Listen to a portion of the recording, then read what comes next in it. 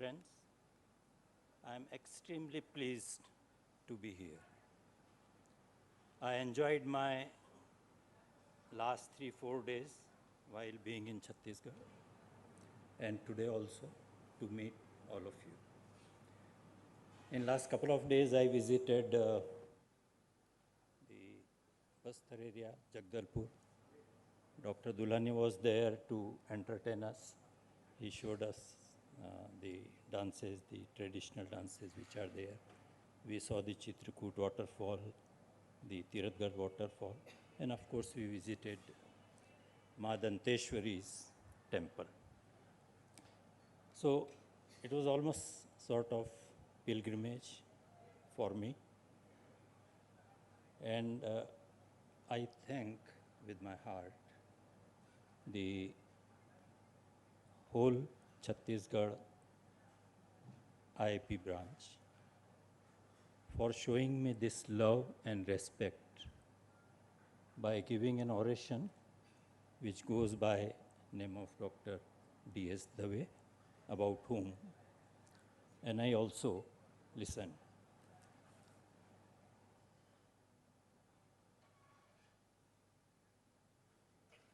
At this time, I would remember Professor Jain. Of course, he has been remembered by you, being father of pediatrics for MP and Chhattisgarh. And Professor S.D. Singh, under whom I did my thesis, which was on lecithin-sphingomyelin ratio. And it was sort of advanced in nature and got Dr. S.S. Manchanda Award of IIP, first Dr. S.S. Manchanda Award for IIP in 1977.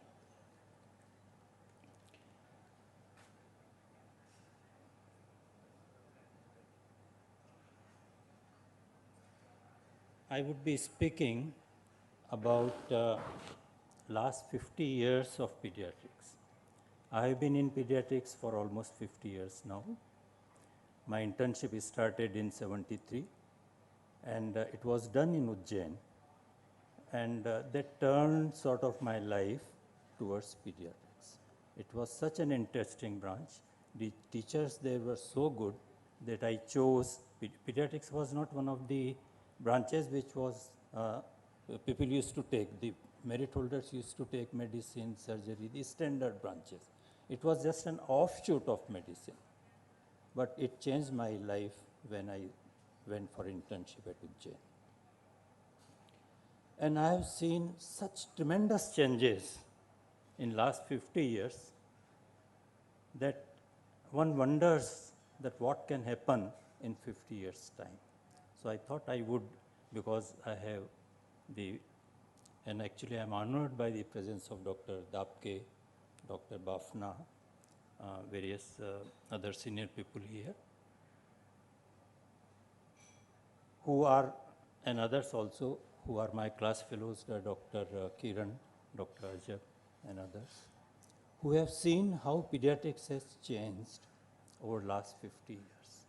You can't imagine, especially who have come just in later parts of last century or earlier parts of this century, they will not be able to believe that what pediatrics was then and how it has changed and how fast it has changed.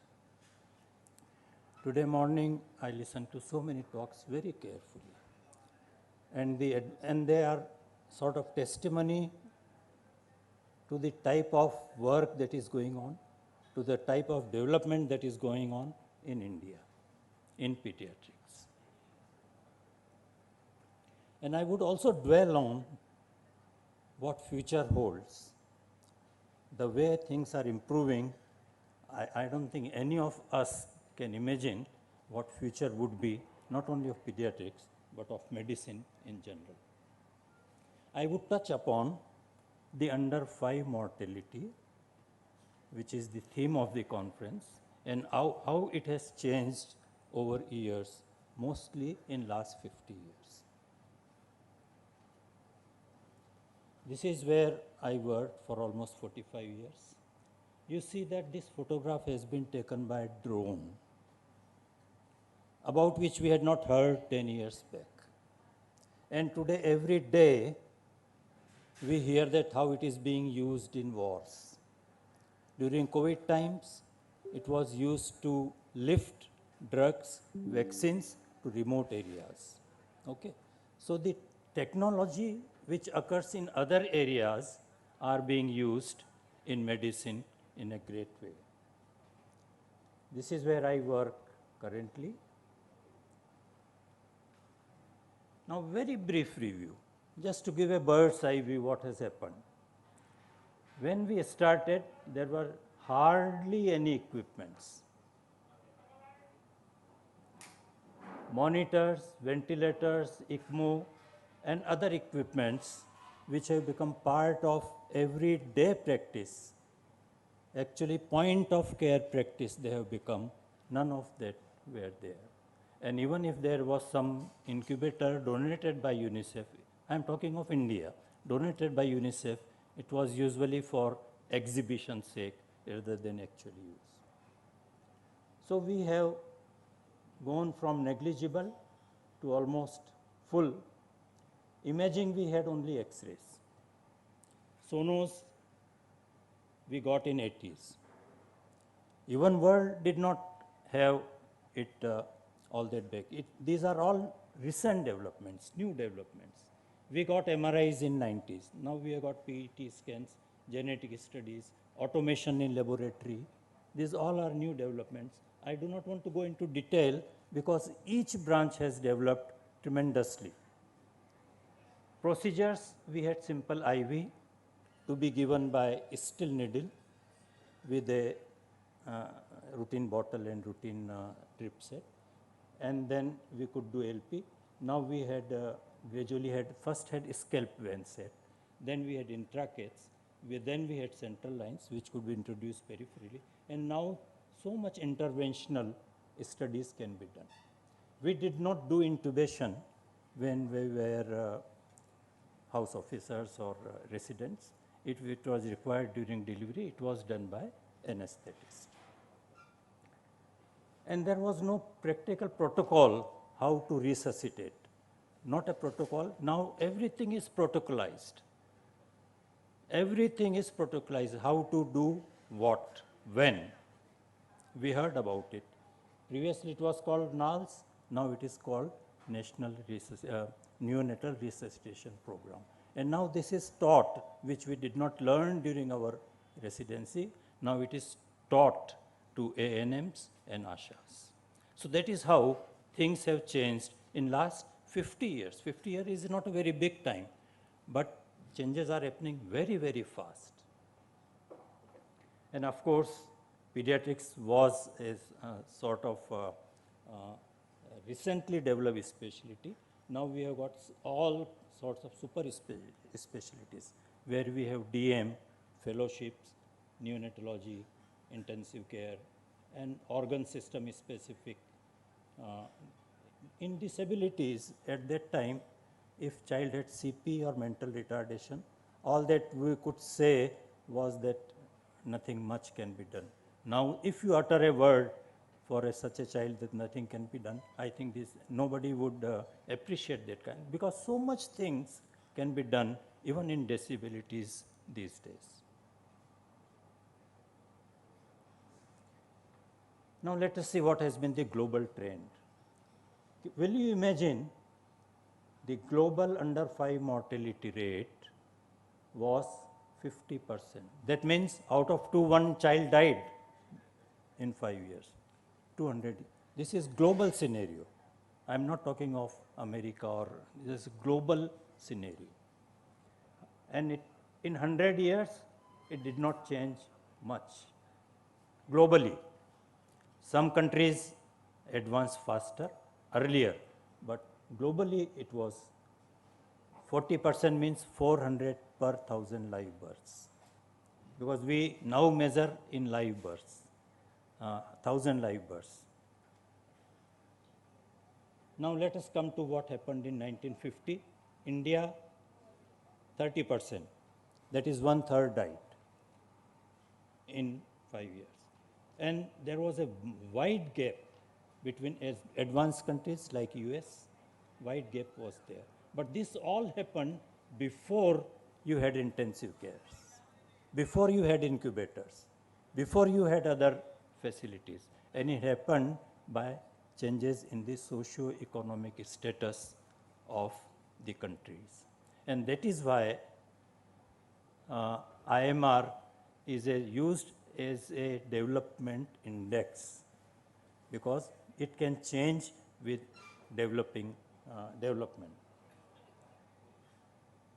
In 80s, in Asia, so there was a fast reduction.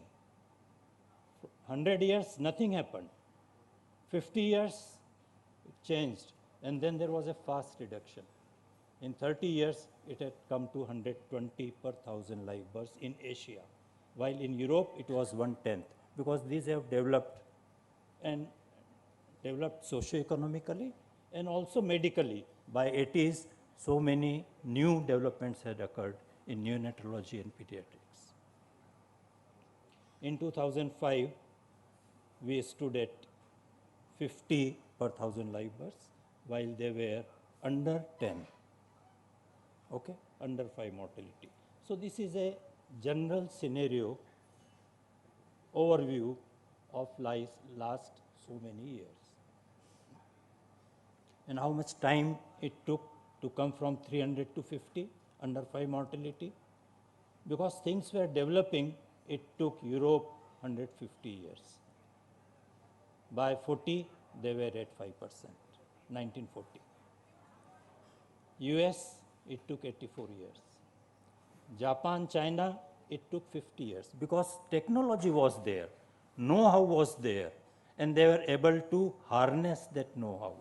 It took only 50 years, and South Korea, it took only 25 years.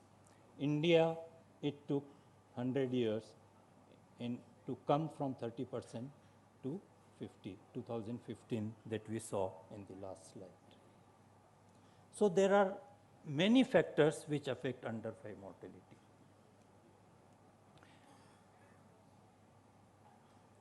And it was not, whole of India was not same. Even in a state, whole state is not same. In India, here we are talking of IMR, Kerala was advanced early. If we take 1990, the Indian IMR was 90 per 1,000 live births, and Kerala was only 25. And it has, of course, achieved the landmark of under 10 much earlier than what is there. And what happened in Kerala in 1990? There was not much of intensive neonatal care. It was because of, I would say, and it was not a very rich state also compared to Punjab or other states. It was literacy, better literacy, male, female, let us say, empowerment of females. There was more equity, and there was, let us say, some sort of direction how to go about. So these are the factors which affect. And there was no, let us say, a particular programs which were going on to reduce IMR at that time. Now you see, I told you that poor, now here in tribal areas, illiterate people, poor strategy, poor government support, poor roads, but you could reduce, and Bang showed it, Abhay Bang, our own Abhay Bang, very nearby in Gadchiroli, that in 10 years, by simple home-based interventions, you could reduce the NMR, neonatal mortality, which is one of the most difficult to reduce. Under 5 is easier, IM is easier. NMR requires a different set of strategies. It could be reduced. Why? While all India, the reduction was not up to that. So it went below all India level by, and that landmark study which was widely quoted, sort of started what is your, these days is the ASHA program, home-based interventions. ASHAs, USHAs, these have been incorporated into Indian government after such, and this not only Indian government, many other states, many other nations have incorporated this. So there are many things which change the under 5 mortality. Now this all has happened in front of our eyes. Ours was a time which was a government medical colleges, government, there were hardly any nursing homes or any hospitals. Now we have a big corporate hospitals, and these all developed in 80s, 90s. These developed in 1890s, starting from Apollo or whatsoever, just look or whatsoever. These developed very recently. Only let us say 30, 40 years, these have developed. The care has risen from very, very simple care. Now we have a care which is most intensive and time consuming, let us say money consuming, manpower consuming type of care. So it has risen tremendously. And because of that, because of level of care, the cost has been rising, and on an average we can say that per year medical costs have risen in last 50 years at the rate of 15% per year because of these. And this has also, the cost has also risen because of this new phenomena which was unheard of 50 years back of lawsuits. And the developments included the infrastructure development. The GDP rose from 265 rupees per year per capita income, 265 rupees to 1.3 lakhs. Tremendous rise in per capita income. Education has risen. Now it is about 70%, 80% from 35%. Roads have increased 7-8 times, which is making travel easier. Ambulances are able to go to villages. They are able to come to better places. And this is another change which has occurred, about which nobody has thought that such a change will come. And that is the reason I say that we do not actually know what future holds, because so many good, but nonetheless we will try to see what future holds in medical, especially in pediatrics. I don't have to go into detail that how many people are using internet these days, from mobile this much, now so much. Government sector has done tremendously good work.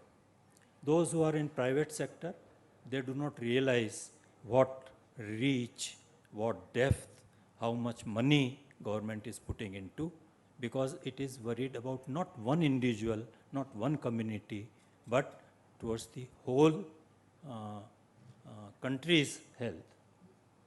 We started with what you can call Anganwadis, ICDS, nutrition program. These are very, very successful programs. But most of these were for older children, or let us say once child becomes about, except the immunization, which is started right at birth.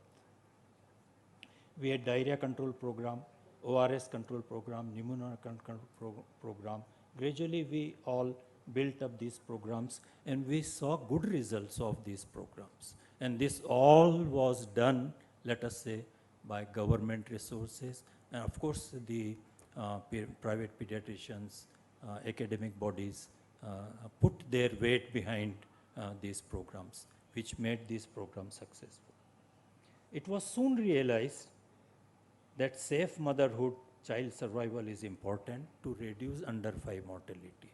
You cannot reduce under 5 mortality unless you attend to mothers and newborns. So you had a reproductive and child health program. You had, and this was a changer, I would say.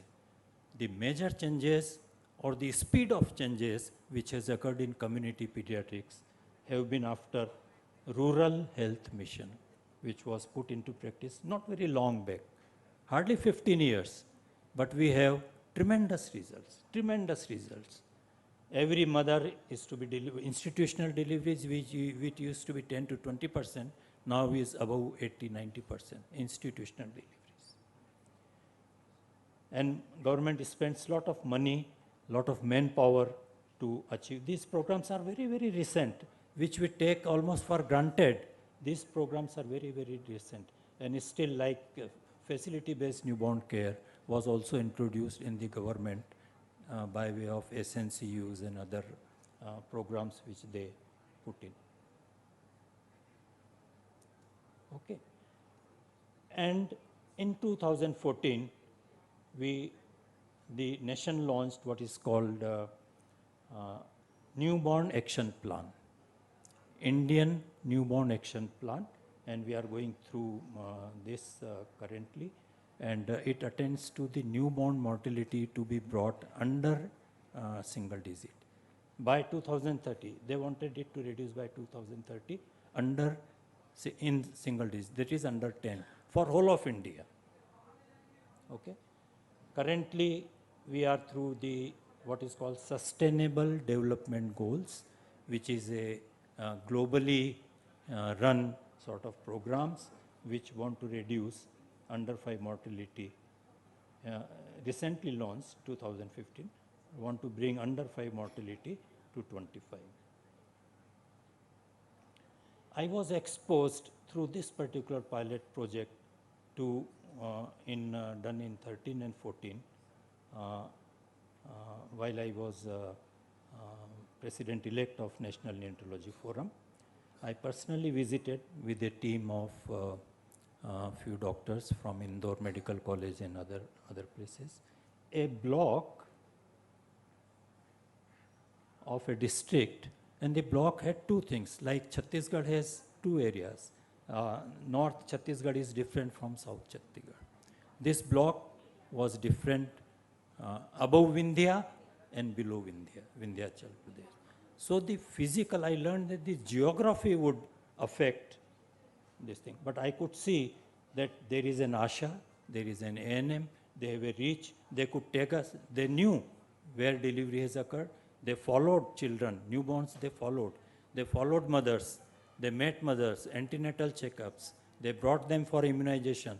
I was amazed, simply amazed by the work, and I would actually salute the heroes of this, those who worked for this, and that is the reason the under 5 mortality, infant mortality, neonatal mortality is going down because of the efforts which have been put by the government and by these health workers.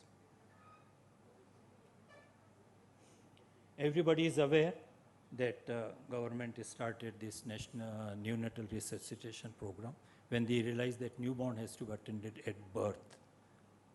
That is the starting point. Then you move both sides.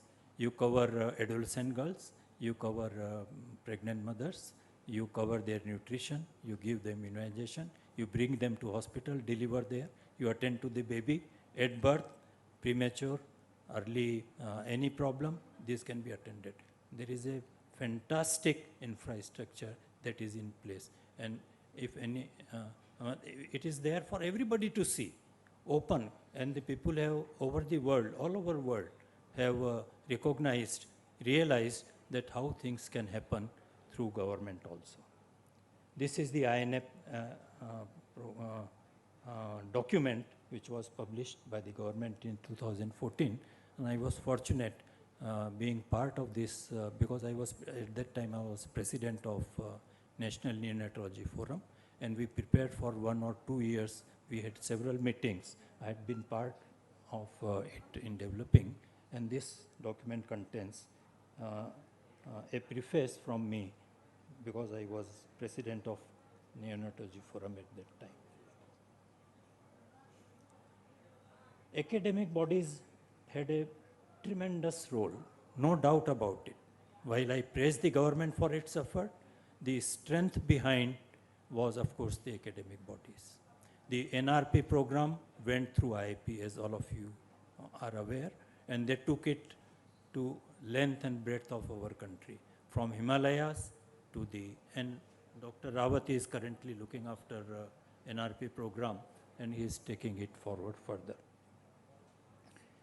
In 1993, that was the first workshop on neonatal ventilation. Neonatal intensive care preceded pediatric intensive care globally, not only in India, globally. Newborn care preceded specialized pediatric care elsewhere. So you can see different people who worked at that time. This was the almost first workshop in 1993, and presently ventilation is there in every district. And government is trying to introduce into every SNCU. They are trying to introduce it. Here you see a person. Can you identify this person?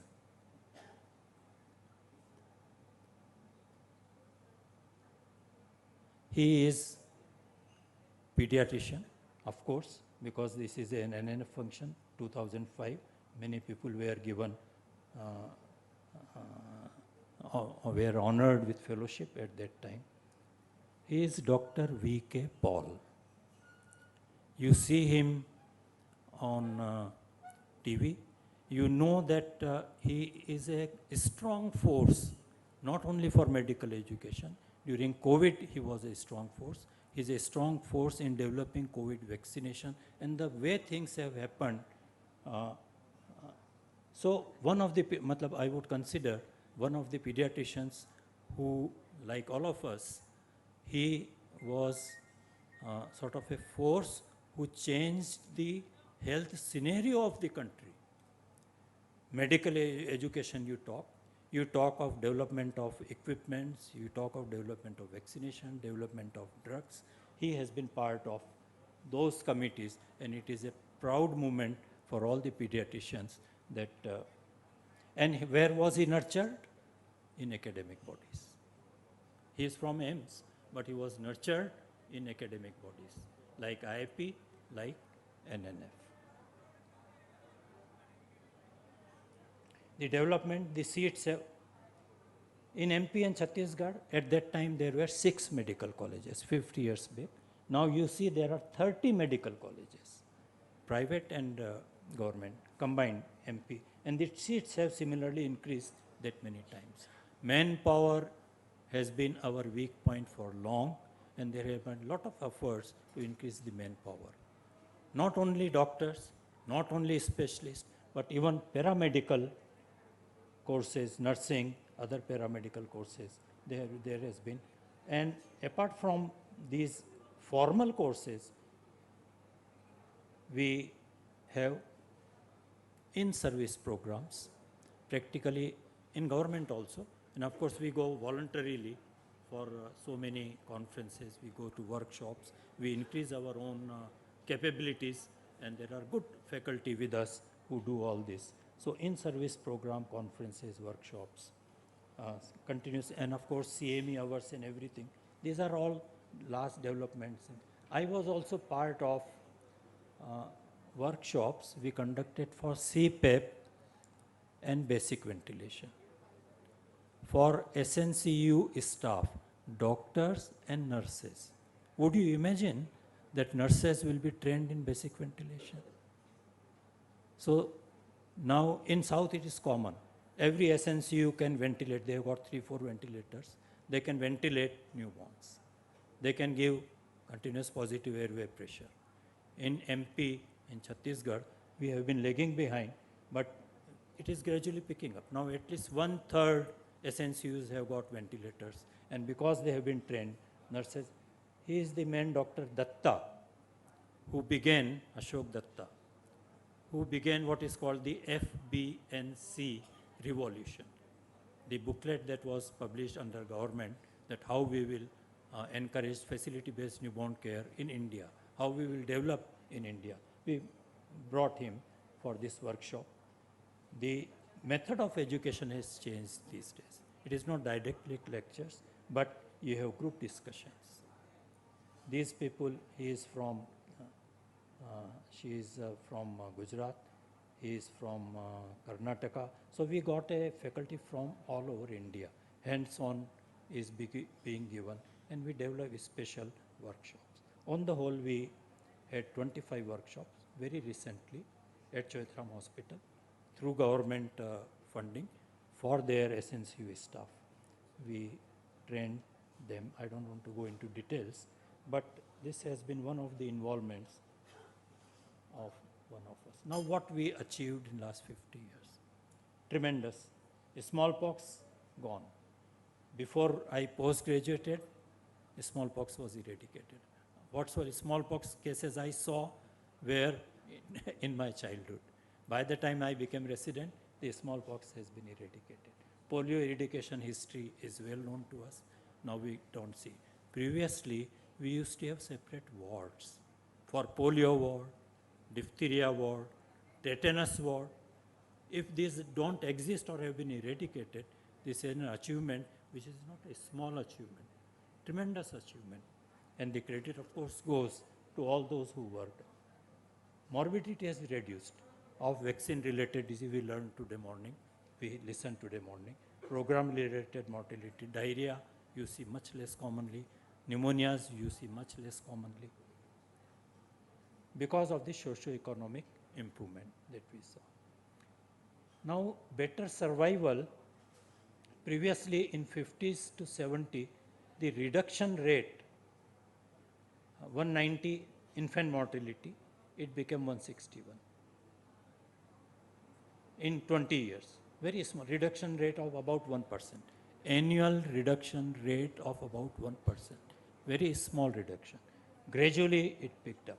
As we introduced programs from 80 to 2000, the reduction rate from 114, it came down to, reduction rate was about 2.5%.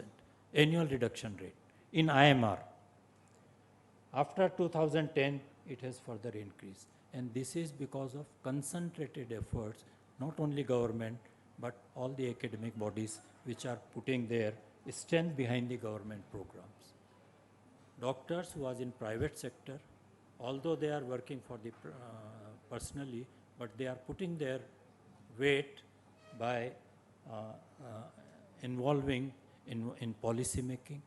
The IIP recommends what immunization is to be given, and practically whatsoever they have recommended is now part of the immunization program. Whatsoever they recommended is part of immunization. Similarly, whatsoever the academic bodies recommended, academic bodies got sensitized to the needs of the community. Previously, they used to learn their own for their own benefit. Now they know that they have to work for the nation.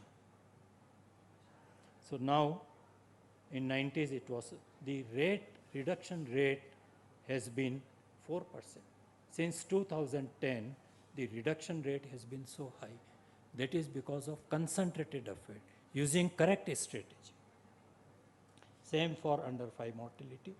And the ratio has almost always been 2, 3, 4. Half of under 5 mortality used to be NMR.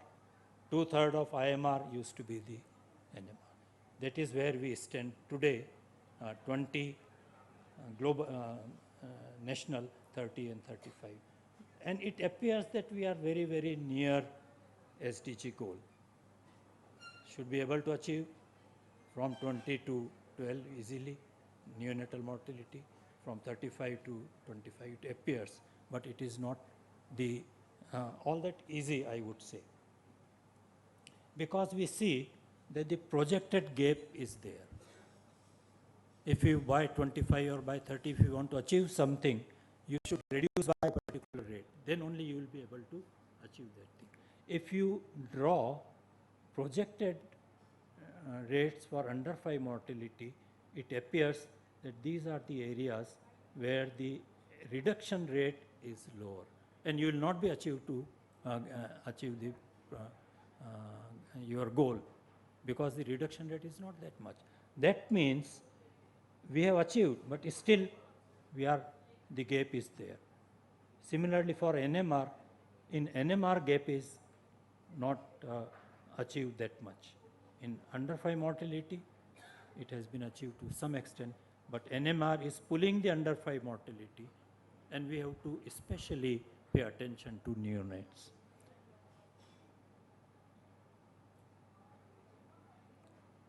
This is the NM, and it is not all the state, even districts are different.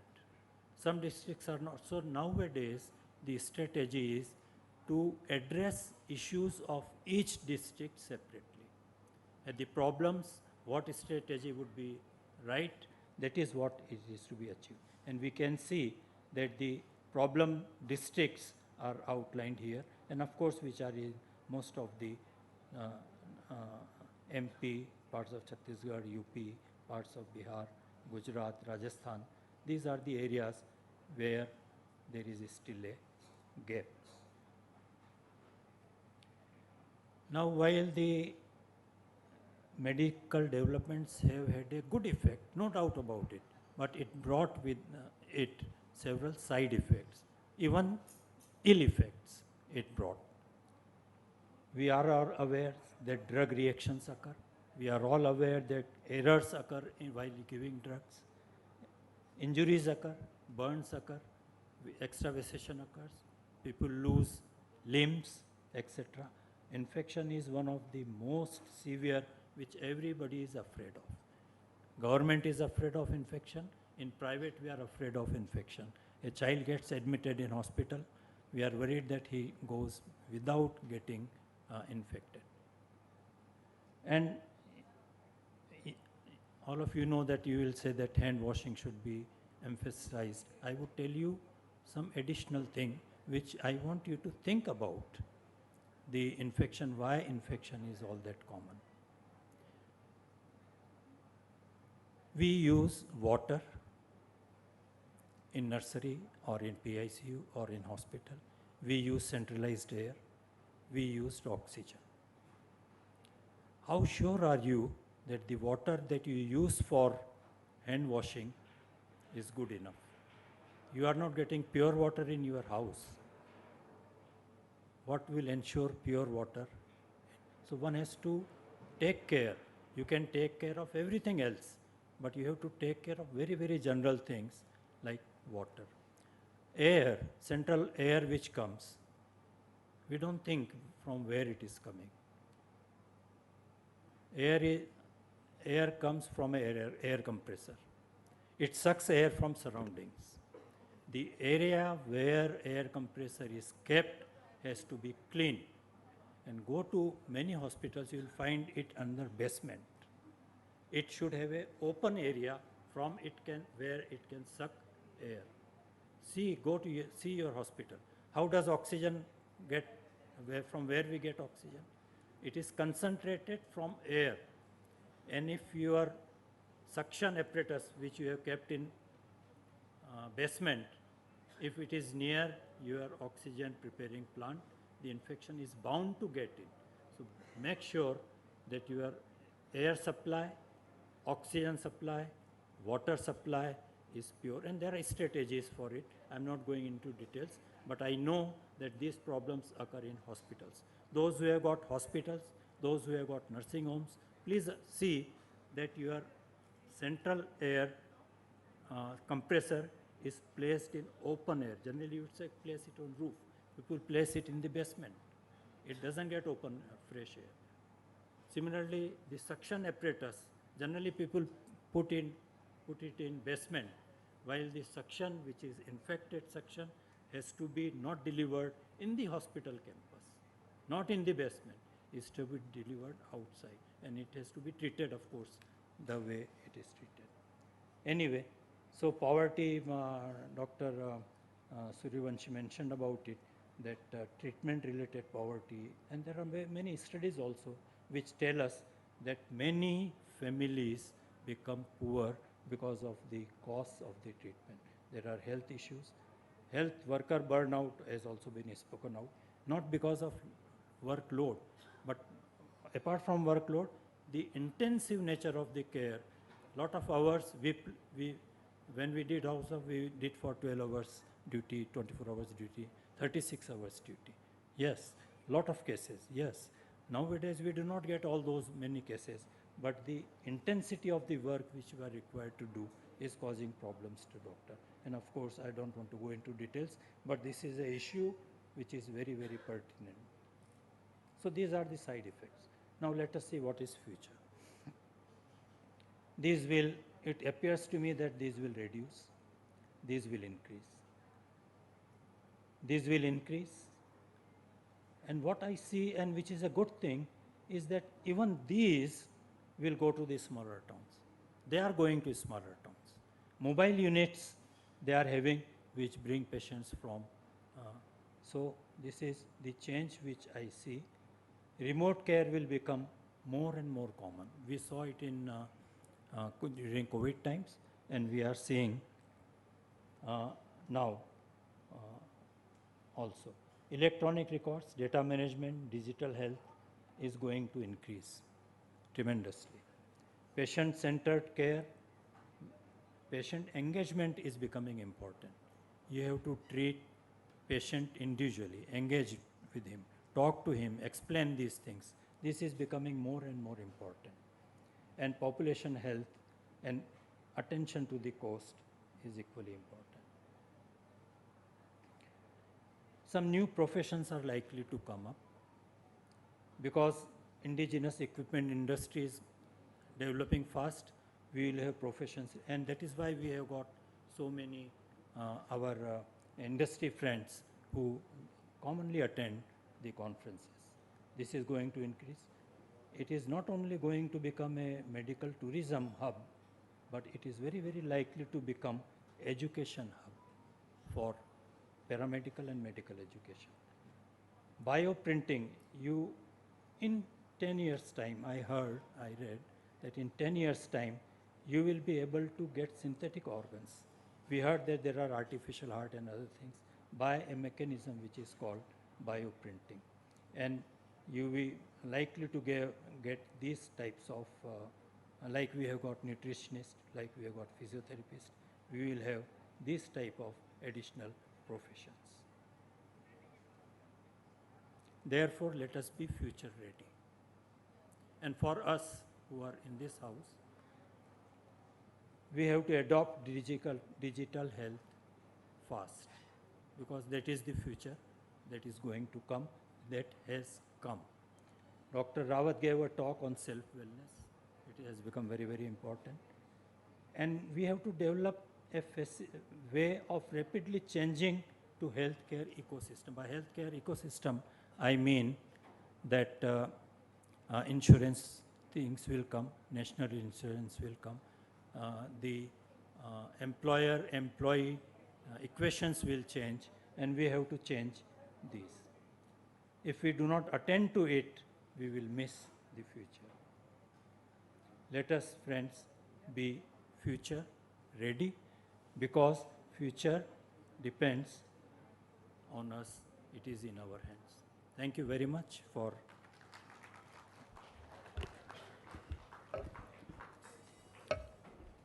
Thank you, sir, for such an enlightening talk. Definitely, pediatrics has improved from the time you have seen.